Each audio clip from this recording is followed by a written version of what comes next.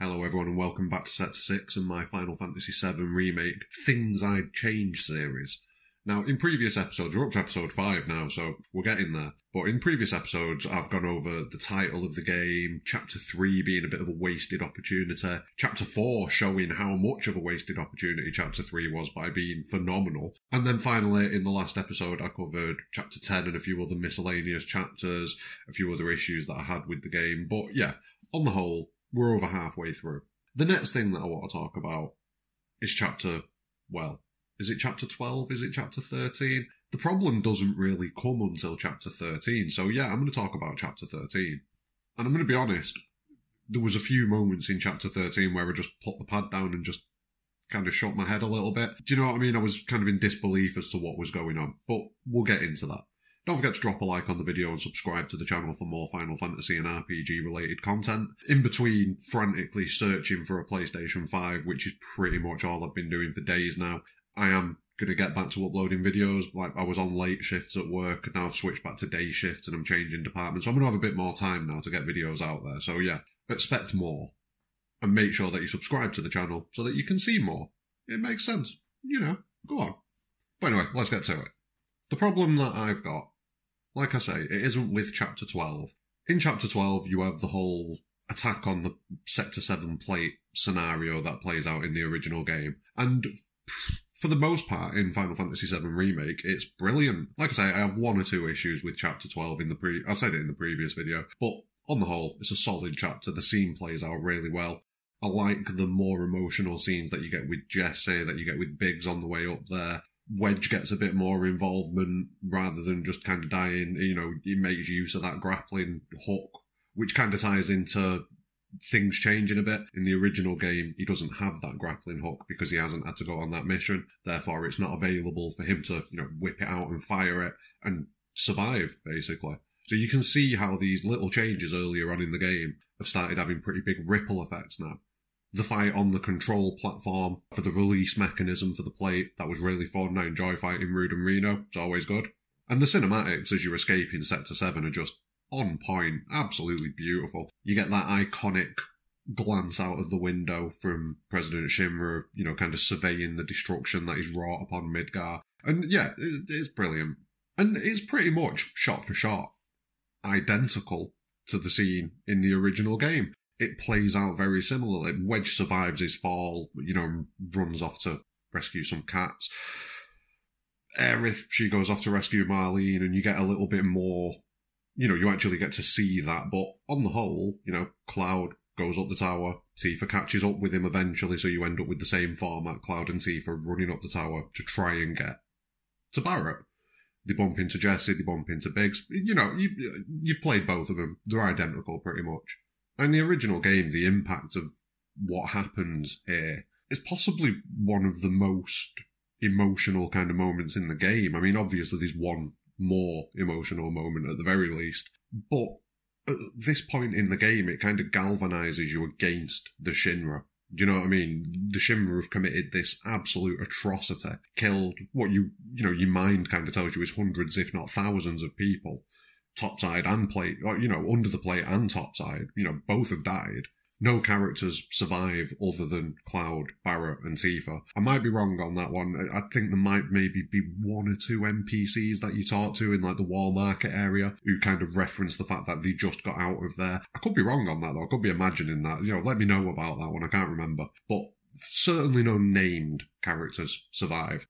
Now, obviously, it's going to be more difficult for any named characters to survive in the original game because there pretty much weren't any, other than the Avalanche Gang. None of the characters were, none of the NPCs in the area were given names. There was no Mal to survive. There was, I can't remember his name now, but that hunter guy, the one that runs like the community watch thing, the one who gives you the missions.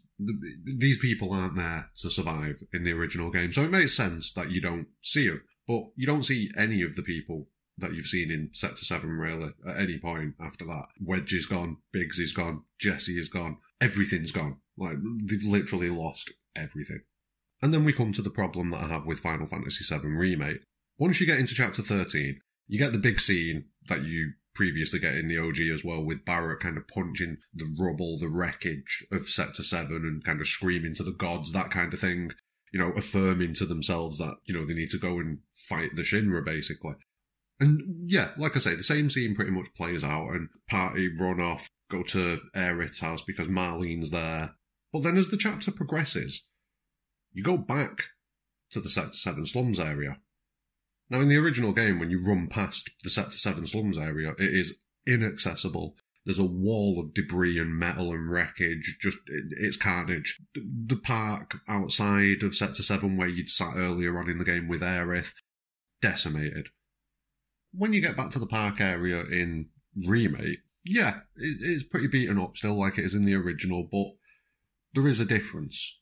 So in the original game, you get there and, it is just desolation. There's nothing. When you get there in Remake, you start seeing crowds of people around, which, yeah, fair enough, you would see people that have come from other areas to see what's going on. You would have a few people who've escaped, definitely. Not everybody would die. That's a fact. But when you get to this park, you find pretty much every single named character.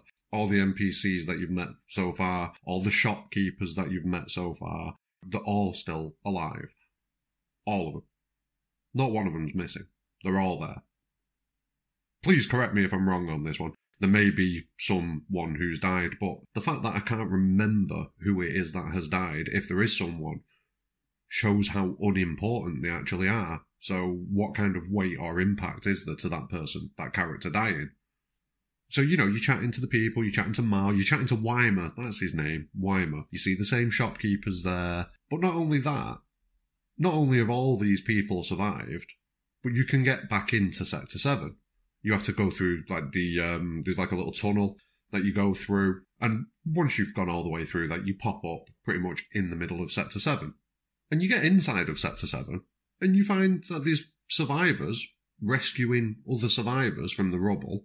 And you look around, and there's nowhere near as much devastation as there should be. I'm sorry, but if you look at Midgar, it is a city on top of a city, and the upper part of the city is much more developed architecturally than the undercity. There's so many more buildings up there. The buildings are much bigger. There's big road systems up there. Down here, you've got dirt paths. So there should be a hell of a lot of material that's fallen onto the Sector 7 slums. And it just isn't there. It really just isn't there. You look around and you can still see the ground. How can you still see the ground? Like, how can you still see the ground? An equivalent section of land, so to speak, or city at least, has fallen on this city. I'm sorry, maybe I'm nitpicking here, but there's more. There's much more to this. Maybe I'm just honing in on this little point a bit too much, but seriously, where is the upper plate? Where is it? It's like, it looks like you've got rubble for all of the buildings that were already there in the Sector 7 slums. But the rubble for the top side, for the plate, that's non-existent. I mean, the seventh heaven sign survives, for Christ's sake. How? How does the seventh heaven, how does a flimsy piece of wood survive a city falling on it? Yeah, it's battered up, but you can recognise it. No. No. No. I've got problems with the number of NPCs that survive this. Like, yeah, I suppose you could argue, no, they all got out together, you were kind of organising the escape as Aerith, you were directing people which way, Mal was organising people which way to go as well. It makes sense that a lot of people would get out. Fair enough. I'll let you have that. But it doesn't explain where the plate's gone, because where is it? Like, I can't see it. I genuinely can't see it. Look at that section where you are... What chapter is it now? I think it's chapter 5, where you're in the underside of the plate. But do you know, like the support underneath it, where the lights are, like the sun lamps that shine down on the slums. Just that section alone would leave more rubble than you've got here. Then you've got the city above it. Buildings, roads, sewers, everything. All of that. Where is it? It's not there. Well, then not only that, in the original game, Biggs, Wedge and Jessie all die at this point in the game. All of them. As you go back into Sector 7 and find the underground Shinra testing facility, which, yeah, I appreciate, the Shinra testing facility, it's a good idea. It expands on the content, it is a good idea, but first off, have it explored before Sector 7 gets crushed, or don't put it in Sector 7, because you shouldn't be going back into 7. There should be no way of going back into Sector 7 at this point. It shouldn't be possible. but it is. And it's stupid. It is stupid.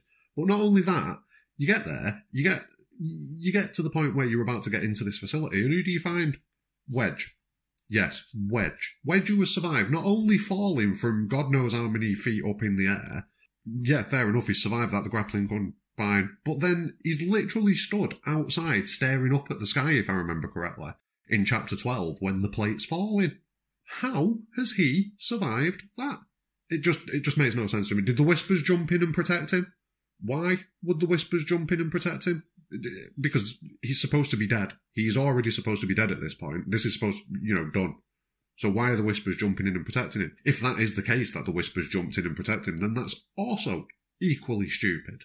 But let's just say I'm being generous, and I'm going to allow Wedge to survive. Fine, Wedge survives. Brilliant. You've then got Jesse, and you've then got Biggs. Yeah, cool. They're both dead, aren't they? No, they're not. Because at the end of Final Fantasy VII Remake, what do you see? You see Biggs lay there chilling in a bed at the orphanage, I think it was. Just getting some Z's, recovering. Did someone just run in and rescue him? How has that happened? How?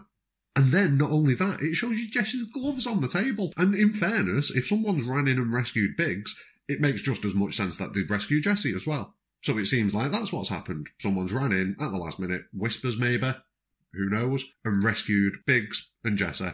And if it was the Whispers, potentially made Wedge survive. Now, I don't think it was the Whispers. I don't remember if there's any sign or indication that it is the Whispers. I could be drawing a blank on it. I've not played it for a couple of months now.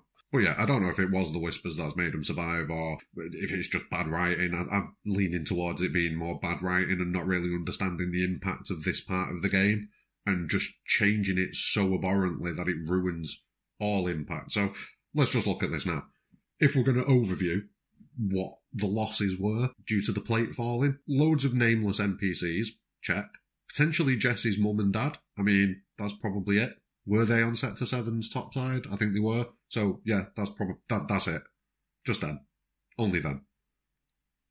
And we don't even talk to the dad. The dad's fucking in a coma. So he's a moot point. And we see the mum for what? 30 seconds maybe? A minute? Not exactly top tier characters that were desperate, to keep alive and that the loss of hurts us. There's no impact there. There's none. You've got all these NPCs, shopkeepers, all the familiar faces. They've survived. So literally what's happened is, all those NPCs that are just duplicated throughout the game, thousands of them have died. That's it. Biggs survived. Jesse possibly survived. Wedge, he survives that. He's probably not alive now. He's probably been wiped out at the end of the game, in the Shinra Tower. He's probably dead, but he survived that. So there was no impact to that scene. But we lost Sector 7. Oh, wait, no we didn't, because we can still go into Sector 7. And not only that, but you can see at the end of the game in, the final cinematics, you've got people rebuilding Sector 7. How are people rebuilding this utter pile of rubble? How? There should be nothing. No. You should need, the military to come in and help remove all of the fucking buildings that just fell on the city. It is absolutely ludicrous. And, seriously, everyone whinges about the changes to the story. Everyone whinges about various other things. The changes to the story are the main one, but seriously, for me, the changes to the story, that's like a future direction. I view this as a sequel. It's not a remake of 7, it's a sequel, as we've already gone over. So this story could turn out to be good. It probably won't. Especially not if we're looking at the writing decisions that have been made in this first instalment of Remake. And the writing decisions that were made in Chapter 13 are some of the worst decisions that I have ever seen. Ever. Game of Thrones Series 8 tier fuck-ups. That's how bad this was. In my opinion, of course. I've seen a lot of people say that it was amazing, it was phenomenal, and yeah, fair enough. You've seen all the flashiness, you've enjoyed the scene. That's fine. That you've enjoyed it. You've still managed to get something from it. But for me, it's a big no. The impact it's gone. It's gone. And I still hate Shinra, obviously, because I played the original game and I know what Shinra are. I played this scene how it should have played out. With everybody dying. And decimation. That's how this scene should have been. But as it stands, Shinra's just basically thrown a little temper tantrum and everyone's got out. That's how it feels to me. Little temper tantrum. Oh, I'm going to chop the plate down. But what about you? What do you think about this section of Final Fantasy VII Remake? As you can tell, I hated it. Like, fully hated it. Worst section of the game for me. Like, Chapter 13 killed so much of the game for me. And it worries me. It genuinely worries me for the future. It sets a tone. And you have to ask yourself, is this something that we're going to see throughout Remake? Is this going to become a trend? We don't want to kill the characters off. People like these characters. We can't kill them. Come on, man. What are we going to do? How can you justify that? We can't kill characters that people like. Pfft. And if that's the case, you know, we all know who's not dying. If they can't even follow through on Wedge, Biggs and Jessa, how are they going to follow through on that? They're not. They're just not. I hope I'm wrong, but they're not. And it just makes me wonder where the emotion is in this game. Where's the impact? Where's the gravity of the situation? Like, it's just not there because no one's dying. And I'm not saying I want them to go full George R.R. Martin and kill everything, but there needs to be some sort of threat because at the minute, I just don't feel like there's any threat. Like, this stripped a lot of the threat away from me from a writing perspective. Like, they're not going to follow through. They're not going to. Anyway, I've ranted enough about this. I've been going on for like 20 minutes here. I'm going to chop this down and try and make it a 10-minute video if I can. But yeah, thanks very much for watching. Drop what you think in the comments below. Like, did you think that Chapter 13 just killed all of the impact of Chapter 12? Do you think the OG did it better? I definitely think that the OG did it better. What about you? Don't forget to drop a like and subscribe on the channel. Help me grow. But more importantly than anything, have a great day. And find me a PS5. Find me a PS5.